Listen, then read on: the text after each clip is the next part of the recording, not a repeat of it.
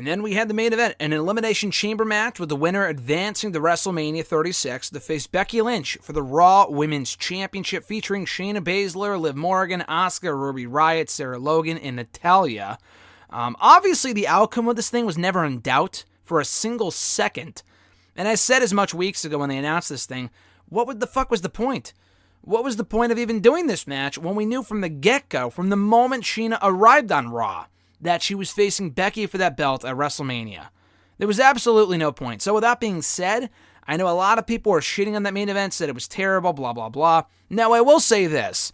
The timing of the pods and whatnot was absolutely obnoxious. I thought that was really, really odd for them to have Shayna tap out. I think it was Ruby, Sarah, and Natalya within seconds of each other, which is fine to make Shayna look dominant. I'm all for that. I think she became the first person ever to eliminate every person inside the Elimination Chamber. The issue was that in doing so quickly and beating those women so quickly and as decisively as she did, we were left waiting for, maybe 2 minutes? Her jumping around the ring, and it's not even like she cut a promo, which would have been effective. She just stood around doing nothing for 2 minutes waiting for the next pod to open. I thought that was really, really lazy. And it's not like it happened just once. They did it the second time too, when she was waiting for Asuka to come out. She first did it with Liv, and then she did it with Asuka. That's inexcusable. How does that happen? How do you book a match? How do you lay out a match where a woman is standing around doing nothing for 2 minutes, waiting for her opponent to come out? Again, the fact that Shayna won and was made to look as dominant as she was, I had no issue with that at all. I thought that was actually very refreshing. For someone to be made to look as strong as they were in that match, I thought was great.